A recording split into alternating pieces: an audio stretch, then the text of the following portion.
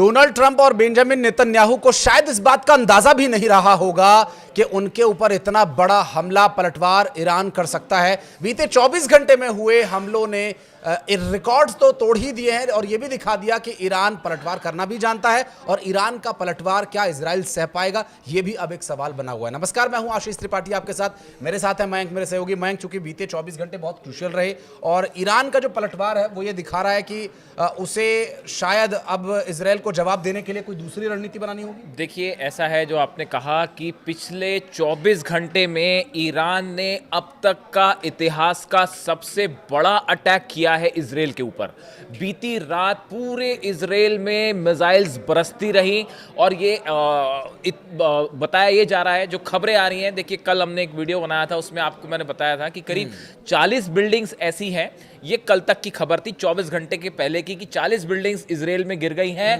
अब उस पर अपडेट आया है, करीब 200 से 250 इमारतें इजराइल में। सबसे ज्यादा नुकसान तेल अवीव में है और उसके बाद हाइफा में। 250 इमारतें गिरने का मतलब आप समझ रहे हैं कि कितना बड़ा नुकसान हुआ होगा। और सबकी सब मिसाइल्स ने डायरेक्ट हिट किया है। यानी आप ये समझिए, इसका मतलब समझिए क्या है। अगर आप 250 इमारतें गिर रही हैं, इसका मतलब है 250 मिसाइलें गिर चुकी हैं।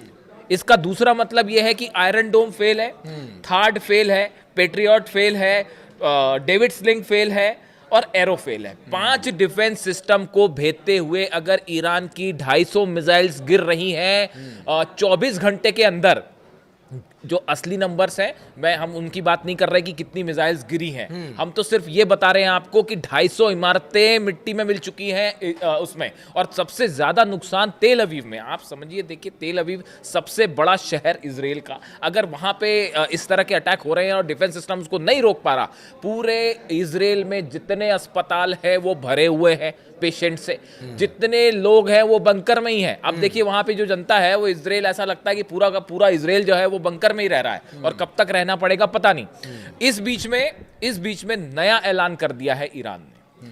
ईरान की तरफ से, ईरान की सेना की तरफ से यह कहा गया है कि आज रात, मंडे, सोमवार, आज रात को इजराइल पर अब तक का और बड़ा हमला, यानी जो हमले पिछले 24 घंटे में हुए उससे भी बढ़कर ईरान ने नंबर्स दे दिए। ईरान की तरफ से कहा गया है आज रात को 1500 मिसाइल्स दागी जाएंगी इजराइल पर। जबकि इंटरसेप्टर्स और कितनी मिसाइलों को डिफेंस, जिन पांच डिफेंस सिस्टम का आपने नाम लिया, इनके तो बड़े बड़े दावे किए जाते थे अमेरिका की तरफ से, इजराइल की तरफ से, कि ये तो ऐसा है कि अगर पूरी दुनिया भी एक तरफ हमला करने को लग जाएगी तो भी इनसे पार नहीं पा सकेगी। आपको जो आप कह रहे हैं आशीष, मैं आपको बताता हूं एक एक्सक्लूसिव खुलासा। एक ईरान की मिसाइल अमेरिका के थर्ड डिफेंस सिस्टम के ऊपर गिरी है और वो तबाह हो गया। मैं बात कर रहा हूं दोहा में जो डिफेंस सिस्टम लगा हुआ था, अमेरिका का थर्ड जो सिस्टम लगा हुआ था, उस थर्ड मिसाइल डिफेंस सिस्टम के ऊपर मिसाइल गिरी है ईरान की। यानी आप सोचिए कहां का डिफेंस सिस्टम। और क्या, जब आपका डिफेंस सिस्टम ही तबाह हो जा रहा है तो फिर आप बाकी की बात छोड़ दीजिए। आप देखिए, पिछले 24 घंटे में दुबई धुआं हो चुका है। किसी को उम्मीद नहीं थी, दुबई को भी उम्मीद नहीं थी कि वहां पे हमारे एयरपोर्ट पर जो है वो दनादन मिसाइल्स बरस रही हैं। कल तक ड्रोन गिर रहे थे, अब मिसाइल्स भी गिर रही हैं।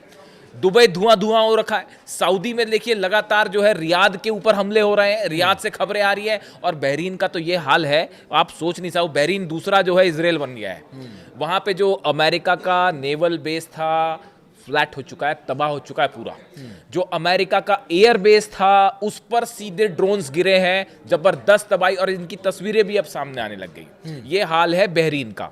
और ये जो आप बात कह रहे हैं, क्या ये सिर्फ अकेले की ईरान की शक्ति है या फिर ये हमास, हिजबुल्लाह और हुतियों के सपोर्ट मिलने के बाद हो रहा है? ये एक अच्छा सवाल पूछा आपने कि इसमें आप, अगर हम डिफरेंशिएट करें तो आप इस बात को समझें कि इस समय ईरान मूल रूप से अकेला जंग कर रहा है। किसी का, देखिए, रूस से जैसी मदद, जितनी मदद मिली नहीं मिली, चीन से जो मिलनी थी मिली नहीं मिली, लेकिन हकीकत यह है कि आज दुनिया के 11 मुल्क एक तरफ खड़े हैं, इजराइल और अमेरिका, और साथ में अब तो यूरोप भी जो है ज्वाइन करने वाला है। जो खबरें आपने देखी होगी कि फ्रांस, जर्मनी और ब्रिटेन भी, ब्रिटेन ने तो हमले, जो फाइटर जेट उसके शामिल है। अब यूरोप भी आने वाला है और ये जो 7-8 अरेबियन कंट्रीज हैं ये तो शामिल हैं ही हैं। तो आप समझिए 11 मुल्क एक तरफ हैं और अकेला ईरान पिछले 24 घंटे से धुआं धुआं किए हुए हैं इन देशों को। और तस्वीरें सामने, कुछ बोलने की जरूरत नहीं है हमको, आप खुद ही देख रहे हैं। कुवैत में जो अमेरिका का एयर बेस है वो उसको उड़ा दिया गया, उसके ऊपर सीधा मिसाइल गिरी है। जो कुवैत में एयर बेस है अमेरिका का वो तबाह है। इराक में अमेरिकन अच्छा, गुस्सा भी बड़ा भयंकर देखा जा रहा है। अमेरिका का जो कॉन्सुलेट है कुवैत इराक में, उसके ऊपर हमला हो गया है। बगदाद में जो कॉन्सुलेट है इनका, एम्बेसी के लोग थे वहां पे, उस पर हमला कर दिया गया, उसको आग लगा दी गई। पाकिस्तान में आपने हाल देख ही लिया, कल कराची में, इस्लामाबाद में जितने अमेरिकन काउंसुलेट है सब में जो है आग जनी हुई है, सब में जबरदस्त हिंसा देखी जा रही है। बहरीन में जो है वो सीधी आमने सामने की फायरिंग हो रही है। वहां पे देखिए, ये इसकी बड़ी वजह है अली खामने साहब जो हैं, इनके सुप्रीम लीडर जो ईरान के, इनकी जो शहादत है, इन पर हमला करना, इनकी मौत, ये एक ऐसी चीज़ है जिसने इस पूरे मिडिल ईस्ट में हालात को हमेशा के लिए बदल के रख दिया है।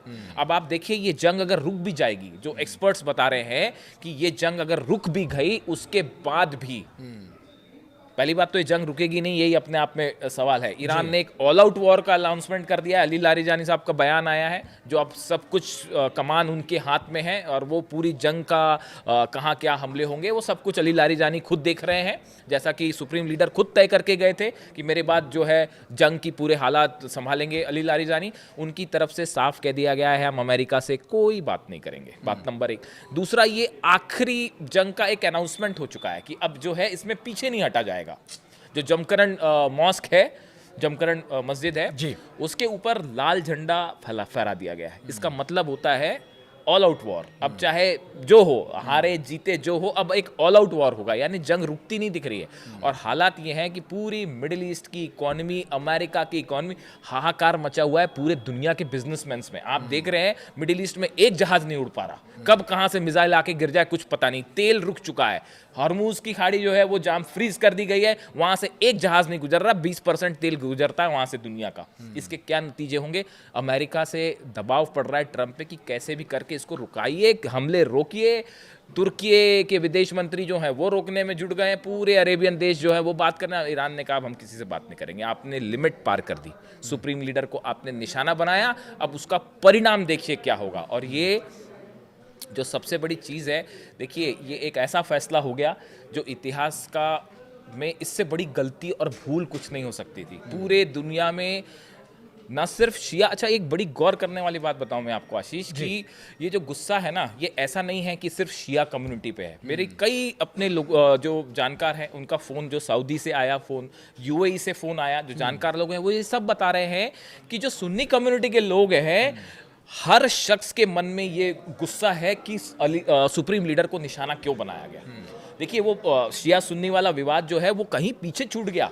जितने सुन्नी कम्युनिटी के लोग हैं उनका भी ये मानना है। और गौर करने वाली बात ये है कि जितनी अरेबियन कंट्रीज हैं, ये चाहे सऊदी हो, चाहे यूएई हो, कतर हो, दोहा, सब इन सब देशों में जो आम जनता है वो ईरान के साथ खड़ी हुई है। वो ये बात को समझ रही है कि एक मुल्क को जबरदस्ती दादागिरी करके हमला किया गया। उनका लीडरशिप के साथ क्या मजबूरी है जी? लीडरशिप के साथ क्या मजबूरी है कि वो इस तरह के यही तो सवाल जो है, यही सवाल ईरान भी पूछ रहा है कि जब जरूरत थी तो आप, ये इतिहास इस बात को याद रखेगा। मैं आपको अपने दिल की बात बताऊं, इतिहास इस बात को याद रखेगा, जब ईरान पर हमला हो रहा था तो कौन किसके साथ खड़ा था। क्या आप लोग नहीं देख रहे कि फाइटर जेट सऊदी में लैंड हुए? क्या ये तस्वीरें चाइना ने नहीं भेजी? F-35 F-16 जेट्स वहां पे खड़े हुए हैं। वो किसके लिए खड़े हुए? हमला करने के लिए खड़े थे ना। क्या यूएई के फाइटर जेट्स वहां पहुंचे? क्या हमला करने के लिए नहीं पहुंचे? कुवैत में, इराक में, जॉर्डन में जो प्लेन्स आए थे वो इसीलिए तो आए थे कि ईरान पर हमला करने के लिए। तो इतिहास इस बात को हमेशा याद रखेगा कि जब जंग हुई तो कौन जो है वो ईरान के साथ खड़ा रहा और किसने जो है वो मदद की। तो यही बात कही जा रही है कि जो लीडरशिप है वो अमेरिका के साथ हो भले, लेकिन हकीकत ये है कि जो आम जनता है वो अब भी ईरान के साथ खड़ी नहीं। तो जाहिर है, देखिए, लीडरशिप को आवाम की सुननी होगी या आवाम के उनके मन के विचारों को, उनके देश की जरूरत क्या है उस बारे में एक बैलेंस करना भी बहुत जरूरी है। लेकिन वो बैलेंस अब बिगड़ चुका है। जिस तरह से मयंक ने कहा कि वो गलती, वो इतिहास में एक बहुत बड़ा एक लूप आ गया है। हाँ, भूल अब हालांकि सुधारने वाली योग्य भूल नहीं है, लेकिन फिर भी मध्यस्थता के प्रयास, यूएन महासभा की एक बैठक हुई है और अभी मुझे लग रहा है कि इसके बाद एक 1-2 बैठकें और भी होने वाली हैं? देखिए ऐसा है कि यूनाइटेड नेशंस की तरफ से भी कोशिश हो रही है, तुर्की की तरफ से मैंने आपको बताया कोशिश हो रही है, सऊदी की तरफ से कोशिश हो रही है, लेकिन अब ईरान, देखिए अगर बात सिर्फ जंग तक होती तो ईरान तो शुरू से बातचीत करने को तैयार था। बातचीत के यही तो अब्बास अराक्ची जो विदेश मंत्री हैं वो यही कह रहे हैं कि हम तो बात कर रहे थे आपसे, हमला आपने पहली बार भी बातचीत के बीच में किया। मैंने अपना वीडियो बनाया था, मेरे दर्शक जानते होंगे, मैंने लिखा था कि ये धोखा है, इसका नतीजा सुप्रीम लीडर पहले से ये जान रहे थे, अली खामेनी साहब पहले से ये जानते थे कि इनकी नीयत ही धोखा देने की है। वो पहले से, उन्होंने पहले ही कह दिया था कि ये कभी सक्सेसफुल होगा ही नहीं। हुआ ये कि बातचीत हो रही थी और बातचीत के बीच हमला हुआ था। अब्बास अराक्ची का ये कहना है कि हम तो हमेशा बातचीत के लिए तैयार थे, हम तो आपसे बातचीत ही कर रहे थे, उसके बीच में आपने हमला किया। अब जो ये जितनी कोशिशें हो रही हैं, अगर ये जंग तक बात सीमित होती, अगर आप इन्होंने सुप्रीम लीडर को टारगेट नहीं किया होता तो ईरान फिर से बातचीत करने को तैयार हो जाता। वो तो अब्बास अराक्ची वो पहले भी हुआ है, वो बातचीत को तैयार हो जाते, लेकिन सुप्रीम लीडर को टारगेट करने के बाद अब मामला हाथ से निकल चुका है। अब कोई अब ये वन वे है ट्रैफिक, अब इसमें या तो करो या मरो वाली स्थिति है कि अब ये रास्ता वापसी की ओर नहीं जाता दिख रहा। अब ईरान ने जो है वहां की सेना 8 लाख सेना कफन बांध के तैयार है। अब जो होगा आप देखिए, वहां पे ईरान से जो तस्वीरें आ रही हैं, तमाम हमले हो रहे हैं तेहरान पर, मतलब क्या नहीं हो रहा। 1000 किलो का बम गिराया है कल रात को अमेरिका ने, उसके बाद भी सड़कों पर लोग जो हैं वो अली खामेनी साहब की जिंदाबाद के नारे और अल्लाह अकबर के नारे लगा के पूरा ईरान एकजुट हो चुका है। आप क्या करोगे? क्या ग्राउंड फोर्स भेजोगे वहाँ? आप करना क्या चाहते हो ये बताइए। आप कैसे, आप ईरान को कैसे कैप्चर करोगे? क्या करोगे? फोर्सेस भेजोगे वहाँ तो वो 8 लाख सेना क्या करेगी, आप वो भी सोच लो। तो फिर आप अटैक करते रहिए, ये जंग चलती रहेगी। ये तो ऐसा है कि एक अनएंडिंग वॉर। और हकीकत यह है कि पिछले 24 घंटे में ईरान अकेला देश पूरे अरेबियन देश पर भारी पड़ रहा है, इजराइल पर हमले कर रहा है और अमेरिका की जो है वो बेसिस को दहला रहा है। फिलहाल ईरान जो है वो एक ऐसी स्थिति में आ गए हैं, 11 देशों पे एक अकेला देश भारी पड़ रहा है। तो ये अगर देखिए, मैं क्योंकि ये बात पूरी दुनिया जानती है और ये पहले अघोषित थी, अब ये पूरी तौर पर घोषित भी हो चुकी है कि हिजबुल्लाह, हूती और हमास का सपोर्ट ईरान ने बहुत किया। अब वो वक्त है जब वो ईरान को पे बैक करने का टाइम है। तो क्या कोई जो आपने बात की, बीती रात को हूती की तरफ से फायर की गई हैं बैलिस्टिक मिसाइल्स इजराइल के ऊपर, जो आप सवाल पूछ रहे हो। हूती की तरफ से ना सिर्फ रेड सी में, लाल सागर में, बल्कि इजराइल ये जो मिसाइल्स गिर रही हैं तेल अवीव पर, इसमें कई मिसाइल्स हूती की भी शामिल है। वो हूती तो ऑल आउट उसके लिए तैयार हो गया है। कल बीती रात को करीब 80 से 90 रॉकेट्स लेबनान से, आपने जो खबरें देखी होंगी ना, लेबनान में हमला कर रहा है इजराइल, वो इसीलिए हमला कर रहा है कि बीती रात 80 से 90 रॉकेट जो है वो लेबनान से जो है हिजबुल्लाह की तरफ से फायर किए गए, जो इजराइल के अंदर आए। अब डिफेंस सिस्टम जो है वो कितने, अभी ऑलरेडी ये खबरें आने लग गई हैं कि सऊदी में और यूएई में जो डिफेंस सिस्टम है उनकी मिसाइल्स खत्म होनी शुरू हो गई।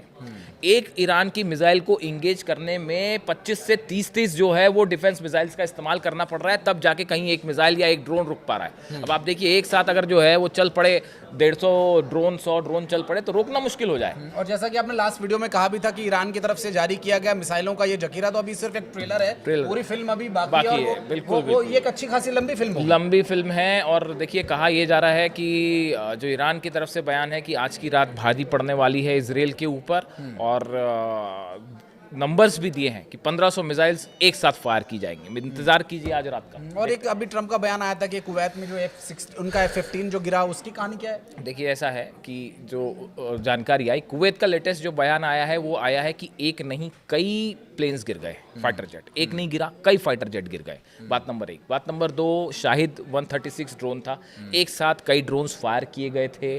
सामने से कई जेट्स ने उनको रोकने की कोशिश की, लेकिन वही कहानी वही है, जब आप एक साथ कई सारे ड्रोन्स फायर करोगे आप कितनों को रोक पाओगे? तो उसने कुछ ड्रोन्स को उड़ाया, लेकिन एक ड्रोन ने, शाहिद 136 ड्रोन ने F-15 को लॉक किया टारगेट पे, और वो जो है हिट हो गई मिसाइल, और वो F-35 गिर गया। उसकी तस्वीरें वायरल हैं, वो गिरते हुए दिख रहा है, उसमें से पायलट ने खुद को बाहर थ्रो आउट किया और वो प्लेन गिर गया। अब ये प्लेन गिरना एक मॉरल भयंकर बूस्टअप हो गया है, और इसको लेकर जो है एक नया जोश पैदा हो गया ईरान की सेना में कि हमने जो है अपने ड्रोन से फाइटर जेट गिरा दिया। ये तो पहली बार, हमने इतिहास में पहली बार सुना होगा कि ड्रोन ने जो है वो अमेरिकी फाइटर जेट। ये बात हम उम्मीद जरूर कर रहे हैं कि आगे शांति स्थापित हो, लेकिन शांति स्थापना की अब गुंजाइश यहाँ पर नजर नहीं आती है। और इस युद्ध से जुड़ी हुई हर परिस्थिति और हर संभावनाओं के बारे में बात करने के लिए एक और वीडियो हम लेकर आएंगे। लेकिन अगर आप कुछ कहना चाहें तो कमेंट सेक्शन के दरवाजे आपके लिए हमेशा खुले हैं। वीडियो को यहाँ तक देखने के लिए आपका बहुत बहुत धन्यवाद। बहुत बहुत धन्यवाद बैंक, आपका हमारे साथ। Thank you so much.